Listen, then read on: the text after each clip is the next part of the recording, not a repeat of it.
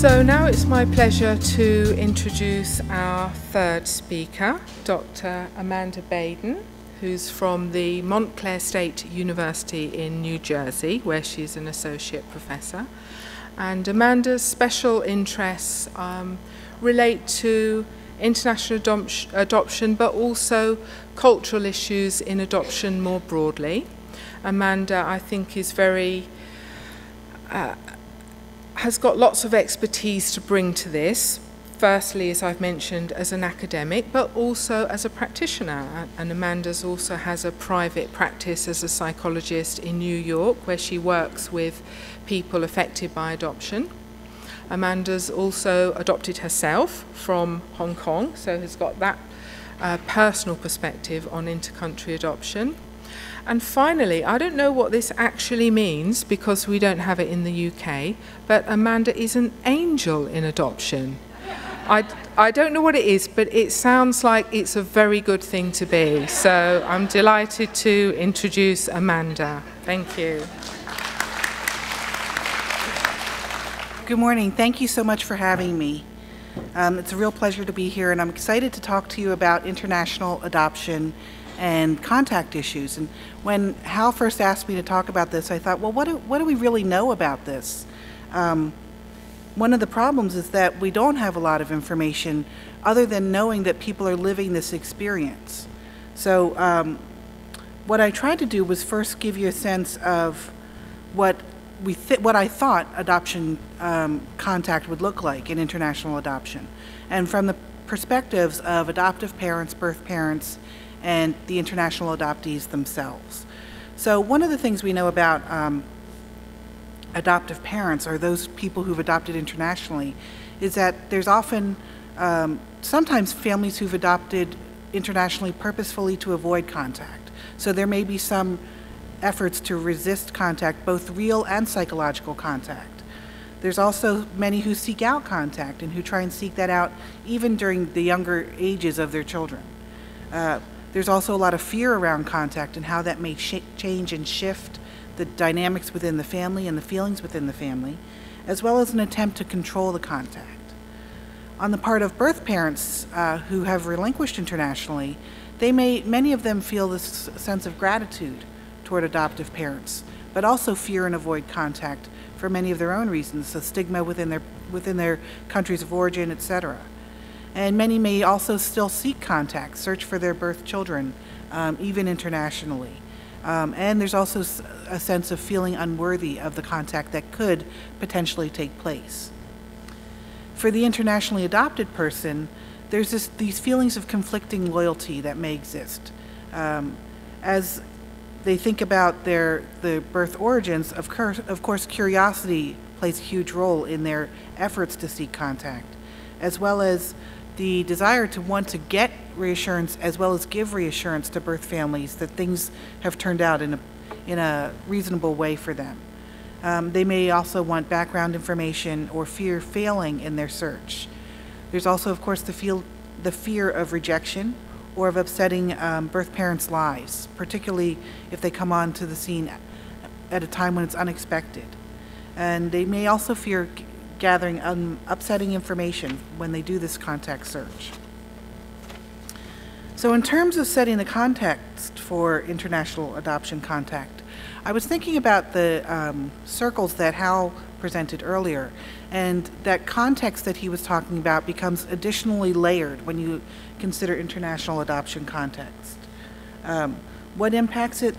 Crossing cultures. The attitudes and beliefs about family permanence that I'm going to talk about in a little bit, about how different cultures may perceive or conceive of what adoption should be and the level of permanence that should exist within it. The individualistic nature or collectivistic nature of different cultures really also can impact the way contact will take place and whether it's even perceived of as something that should be sought out. Social class disparities, I think Hal talked about that as well, but there's another layer to that in terms of the exploitation of poor countries or of poor parents by wealthy receiving countries and wealthy parents who have gone into those countries to adopt the children. Language barriers become huge issues during contact attempts. Even many of the adult adoptees who have been living this experience of contact still struggle very frequently whenever they try and make any kind of contact with birth families because of the language issues, the need to have a third-party person interpret, and often that person may not have a full understanding of the nature of adoption and be sometimes unwilling to give direct translations because they're trying to protect all the parties involved. There's also political and legal challenges, human rights abuse issues, and concerns about how those might have played a part in any of the adoption. Power, oppression, and privilege disparities are another aspect that need to be considered. Issues like education, employment, and status differences, which Hal talked about very well, I think are even more contrasting when you look at international adoption and in the terms of families who've adopted when they try and seek that contact out. Sometimes there's a belief that it might be a one-way kind of contact rather than the reciprocal contact that may really end up taking place. There's also racial, ethnic, and cultural differences that can exist in this effort. And the experiences of racism, prejudice, and discrimination have to be considered within the context of international adoption as well. So I wanted to kind of present what we know about some of the ways contact's looked at and the way adoption is looked at around the world. So if you look at the South Pacific, like Polynesian and Micronesian cultures, the way adoption is seen is as a fairly frequent public and casual process. So informal adoptions are not unusual, and people are pretty familiar with sort of a kinship care that takes place. It involves the partial transfer of the adopted child to the new family. So the adopted child is always seen as still as part of that birth family. Adoptions are open. People know, the children know their birth families. They're, of course, involved with their adoptive families. And the child becomes the link between those two families. There's an expectation often within those cultures, too, that the child will return to the birth family and become an asset to that community and bring with him or her education, new opportunities, wealth, all of those things. But if you look at Western adoption as the way it's typically conceived of, it's fairly infrequent, private, and formal, so pretty much the opposite. It also involves the almost complete transfer of the child from the birth family to the adoptive family, and a stronger severing of the ties between those two families. The search for birth families often more for information and without expectations to immerse the child into the birth community. Similarly, Rhoda Sherman in New Zealand gave some information on how the Maori notions of the family exist and how those differ from some of the dominant conceptions of adoption. So the philosophy of openness really strongly exists within the Maori people, and there's, again, a long history of nurturing and rearing of unrelated children. And children are not viewed as possessions, but assets that are treasured and kept in trust for future generations. Adoption within among the Maori people offers those children an additional family. So it's not that they leave one family and become part of a new family and then maintain only that single new family, but in fact they have more than one family within the Maori conception of adoption. So they're not disconnected from their birth families. And adoptions, again, are fully disclosed and open in the tradition of the Maori people. Within Latin America, Lina Weaver and Seligman talked about some of the traditions within Latin American adoptions. And again, informal adoptions are very common. They're similar to foster or kinship care, and ties with birth parents are not permanently severed. And child circulation, where children are moved from maybe different kinds of care options, is seen as a form of child care. But within the governmental perspectives on how child care takes place, this is no longer something seen as fully acceptable. Of course, legal adoptions also exist in these contexts. So within the same country, the legal adoption versus the informal adoption create contrast itself. Let's see. And we also know that China has been one of the leading sending countries for many years now in terms of international adoptions. So I wanted to just mention a little bit about the cultural history too, in terms of how China looks at international adoption and the history and how that has worked. We know that there's Confucian principles and the patriarchal family ideals that really impact the way international adoption the way adoption has been viewed within China. There's been a long tradition and history of adoption, but it's not quite the same way in which adoption works in the Western world. There's been the preference for males to continue patrilineal bloodlines within China. This history of adoption in China has often been, throughout history, females who were adopted within the same country, within China. Often there's been adoptions for heirs to continue bloodlines and future daughter-in-laws who were adopted. But in the 80s, when the one-child policy was passed, the way in which adoption, and it's really hard to find much information beyond that start, when everyone thinks adoption sort of started in China. There's an oversimplification of how that one-child policy impacted adoption over time. Although in the 80s, when the one-child policy was passed, there was attempts to control the population, there still existed a good amount of domestic adoption within China. But there was also penalties for families who tried to adopt within domestically, so it became much more frequent to adopt internationally. Adoptive parents' expectations, though, within this context of the complex political, social, and cultural context in China, are that birth family contact will be impossible. I've talked with many adoptive parents who have believed that if they've adopted from China, they're never going to be able to find the birth parents of their children. And more recently, there's been many cases where families have been able to find their birth families, but that contact has not been regulated very well, and we don't know much about how it's playing out. So this is a really important area for future research. Within that context, again, of illegal relinquishment and only abandonment as the only opportunity to relinquish a child, the birth parent stigma when contact occurs is huge. So the stigma imposed by abandonment is one that you'll see. I'm going to show a clip later of a family having a contact meeting. The stigma around that need to abandon in order to relinquish is a large part of affecting the context in which these contact relationships occur. Those legal constraints impact how they may feel about coming forward and even establishing contact with their birth children. So in terms of research on international adoptees and their contact, we don't know a lot, but I did find one well-known article on birth parents in international adoption from the Republic of Marshall Islands, a small South Pacific island. And I think the results that they found are really very powerful for us to know about how birth parents have these different beliefs about what's going to happen once they relinquish a child. So if you look at the study that Roby and Matsumura did in 2002, they found that almost 45% of the birth mothers who relinquished in the Marshall Islands relinquished due to financial reasons.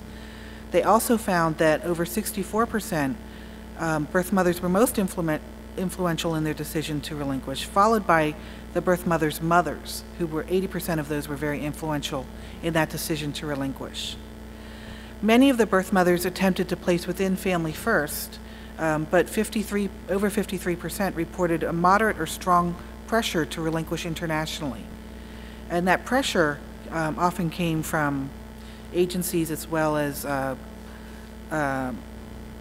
adoptive parents. So over 82% of birth mothers believed that their children would return to them at the age of 18 with education and material wealth. So just like I talked about the South Pacific conceptions of adoption, these birth mothers believed that at 18 their birth children would return and bring with them the things that they gained once they were adopted internationally. Birth mothers were assured of relinquished children's return by adoption agency personnel, over 33% of them, or by the adoptive parents who came to adopt the children. 41% of birth mothers were pressured by adoption agencies to relinquish, and over 94% were told that it was the right thing to do. Over 64, almost 65% of them were told that it was the right thing to do by the adoption agency. So almost 70% of birth mothers believed that children could return to the Republic of the Marshall Islands if the adoption disrupted. They did not realize that if the adoption disrupted, that the children would go into the care system within the mainland United States rather than return to the islands. So this gives us a good overview of what birth parent contact might look like should a child return. The feelings that the birth parents could have, having been misled in many ways or having very different and disparate ideas of what would happen once contact was established, how that might impact that relationship. I also wanted to talk a little bit about some of the birth mothers that I met when I traveled to Hong Kong a few times and met with birth mothers at a home for pregnant girls. And in those meetings with the women, it was really illuminating to get a sense of what their fears were. They had a lot of fear, guilt, and uncertainty, which I think we know about all birth mothers often. But they also really expected anger and hatred from their birth children who were relinquished for adoption. And one of the major pleas that they often had was for forgiveness and understanding of the difficult circumstances in which they found themselves. They expressed a strong desire to see their children again one day and were wondering if that was even a possibility, but feared what that would look like if it did happen. They were also uncertain about potential adoptive parents. Had heard rumors, read things, seen things on TV or in the media that made them question the degree to which adoptive parents would truly see their children as real children of theirs rather than just adopted children that they were caring for. But they also expressed a great deal of gratitude, and they wondered if the adoptive parents could truly love an adopted child, because it was often out of the context of their cultural background.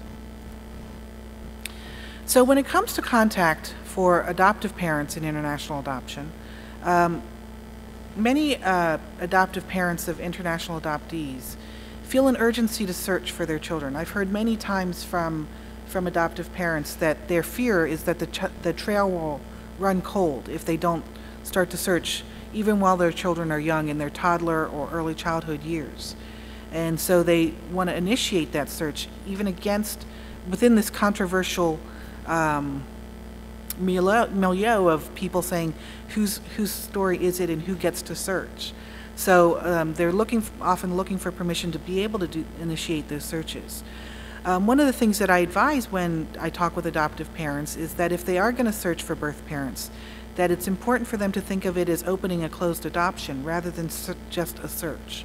And that suggests to them that it becomes more of a reciprocal relationship that they will develop rather than a one-way relationship where they just get information and then leave.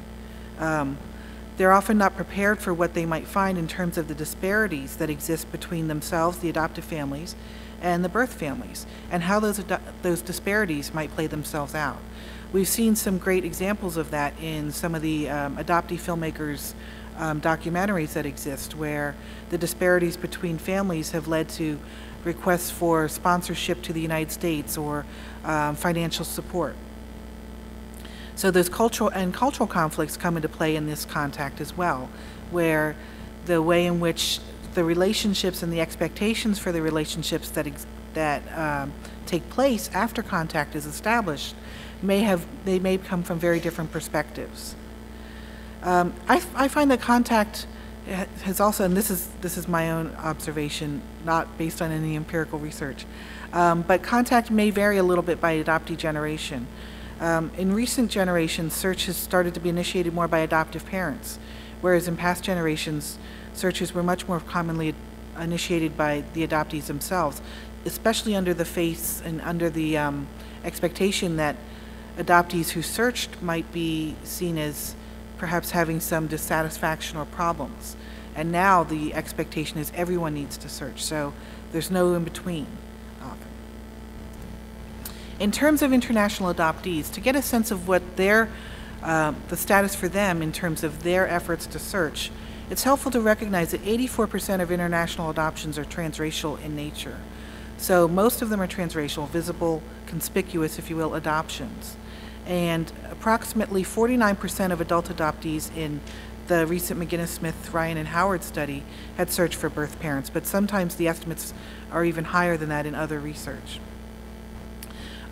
There's research that suggests that transracial adoption leads to greater interest in search than in same-race adoption.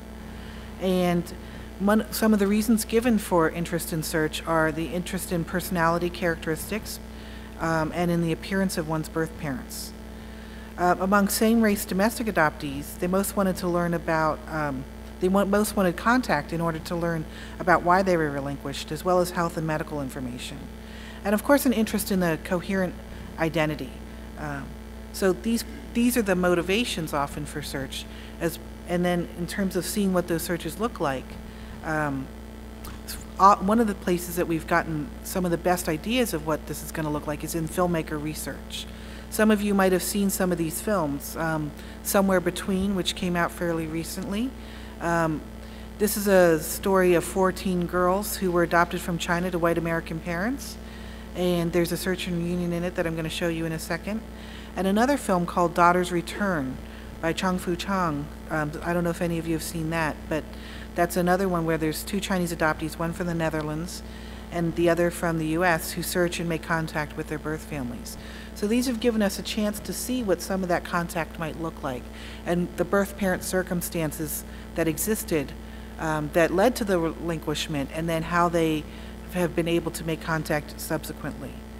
I think the role of adoptive parents in searches and reunions are very interesting in these examples, because in both the examples in both films, the girls who make contact are below the age of 18, so their parents are still very involved in their lives. Okay, so I'm going to try and give you this example.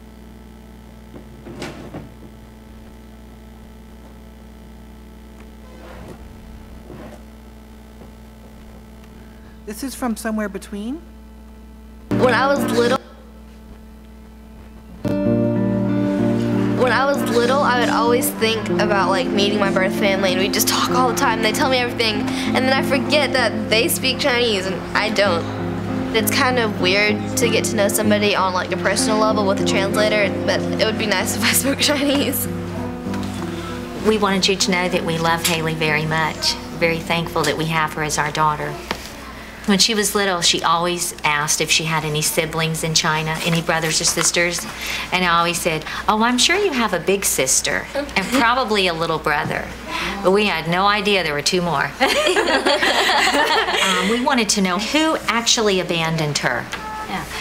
生下来就实地他叫爸爸回老家了，回老家爸爸就舍不得给人家，爸爸回老家我就在家们想完我又没办法，都是对他的死人做狠了个了，没法养活了，又负担不起了个了，就叫他夫妇呢帮我个奥米就是晚上就拉着呢，我就在家给他包这个头给打，他叫我奥米包我就行了，个纸条放那揣着钱揣着奶粉，意思就这样包一下揣着给人民。 我们奥米就跟他们这样一刀，就送到那个家山，送家山我家那个堂哥在家山住啊，晚上就送到他9点多钟，送到他家等，放他家床上睡了，睡他们就3家回来了，回来我家那个嫂子啊，没送到那家没见到人家，他我反正不是的送到人家不是在你只是给你好个了，就给我们就送着就后来就要么就他个送着我们就放心了个了，放着心了后来个啥子，后来他爸在家回来就估计讲就没小的送走了，他爸就哭了个了，就这么个，让我辞退到家乡去看看。据他送到国营，我们也不知道这事情，我们一直还在顾在人家，一直还顾在一直是在马上在人家，不知道他送国营。他后来没到。They have 3 daughters already, and this is the 4th one. And in the countryside, you have to try every way to have a son, because you have the farm job, and the son will be the support of the family. And because in China we have, the welfare system is not very good. If you are just getting older, and the son is going to support you instead of the daughters. Because this is very popular in the countryside. Then they came to Ma'anshan, and under the help of their friends to the hospital to check. And through the kind of checking, they know that she is a girl. But before that, they hope that this is a boy. No, but this is another girl. So, abortion in China is not against the law, but it's because it's too long. It could not do the abortion, and also the friends and the big brother and promised them that you can have this child because you can help her to find a good families instead of the abortion. Then they said, okay, they will do it. Did they give her a name? 那个时候可给她起个什么名字嘞？没有起名，新人没起。我在想，我都不晓得他们帮我不知道。不是你听我讲，我妹妹家我就写了个出生日啊。I got it. Yes. Any other questions? Haley, have any questions? No. Do you have any questions? I covered it. So I think that clip illustrates a lot. It illustrates how the adoptive mom was asking the tough questions, and the adopted child was sort of an observer of her own story in many ways. And it also illustrates how the translator plays such an interesting role. She didn't really translate what the parents said, and without this film, the daughter may not know what was actually communicated by them. Instead, she served the role of explaining why adoption and relinquishment has to take place in China. So that kind of contact, especially these initial contact experiences, may not be as direct and as clear when you have these additional layers of culture and language barriers and other things that come into play. Let's see, I just wanted to show you one more quick thing.